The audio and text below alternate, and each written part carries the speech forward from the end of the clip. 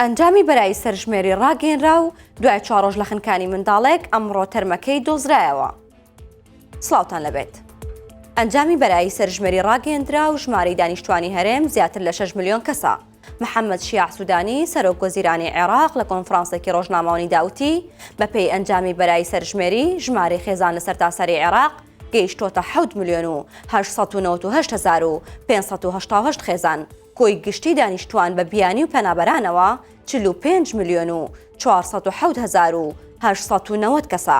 هاوکات دارا ڕەشید وەزیری پلاندانانی هەرێم ئاشکرای کرد ژمارەی دانیشتوانی کوردستان جگە لە ناوچە جێناکۆکەکان 6 ملیۆن و 370,668 کەسە. بە قسەی وەزیری پلاندانان ژمارەی نێر لە کوردستان 3 ملیۆن و 200,506 کەسە، لە بەرامبەردا ژمارەی مێ 3 ملیۆن و 170,162 کەسە. دوای 4 ڕۆژ لە خنکانی تەرمی ئەو منداڵی کەوتە ناو ئاوی زەی بچووک دۆزرایەوە. ڕۆژی پێنجشەمە 21/11/2024 منداڵێکی تەمەندە ساڵ کە نەخۆشی ئۆتیزمی هەبوو لەگەڵ خێزانەکەی بۆ سەردانی ماڵی باپیری چوونە گوندی کڵێسا لە قەزای کۆیە، بەڵام دوور لە چاوی خێزانەکەی کەوتە ناو ئاوی زەی بچووک و خنکا. دوای 4 ڕۆژ لە گەڕان بەرە بەیانی ئەمڕۆ گۆران ئەحمەد بەڕێوەبەری بەرگری شارستانی کۆیە بە 964 وت تیمەکانی غەواس و بەرگری شارستانی کۆیە تەرمی منداڵەکەیان دۆزیەوە و ڕادستی کەس و کارەکەیان کردوتەوە.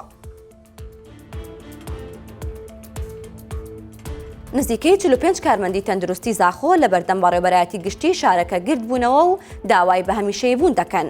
موئەیەد جامی نوێنەری کارمەندە ناڕەزایەکانەوە بە 964 وت 9 بۆ 15 ساڵە بە پێدابڕان ئەوان کار دەکەن و کە بەشێکیان خۆبەخشانە کار دەکەن، بەڵام کەس گوێیان پێنادات. وتیشی مافی خۆمانە داوای بە هەمیشەیی بوون و دامەزراندن بکەین وەکەم و فەرمانبەرانی ناوچەکانی دیکەی کوردستان. هاوکات دکتۆر سیروان ئەحمەد بەڕێوەبەری گشتی تەندروستی زاخۆ بە 964 وت مەرج و ڕێنمایەکانی وەزارەتی دارایی بۆ بە هەمیشەیی بوونی فەرمانبەران ئەوان ناگرێتەوە، بەڵام داواکاریەکەیان ڕەوایە.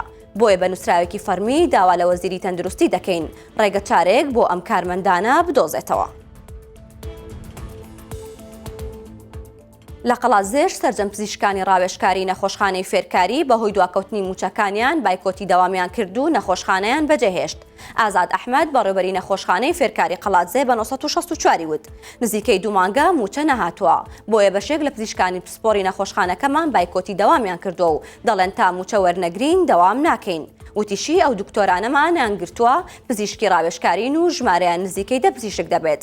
ئەمڕۆ هیچ نەخۆشێکیان نەبینیوە و ئەو نەخۆشانەی کە زۆر هیلاک بوون ناچار ڕەوانەی بەشی فریاکەوتن کراون و لەوێ کاری پێویستیان بۆ کراوە.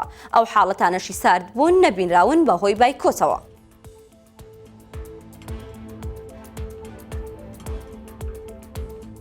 پێم خۆشە سەرنجتان بۆ هەواڵێکی تر ڕابکێشم لە ماڵپەڕی 964.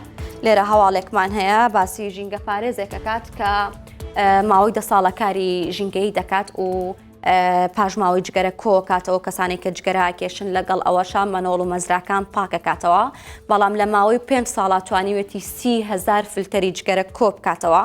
خۆی جگەرە کێش نییە و ئەڵێ من پێم خۆش نییە خەڵکان جگەرە بکێشن تەنها لەبەر تەندروستیانە کە پێم خۆش نییە و داوا کاتەوە کەسانی کە جگەرە کێشن پاژماوەکانی خۆیان کۆ بکەنەوە بۆ ئەوەی ژینگە بپارێزن.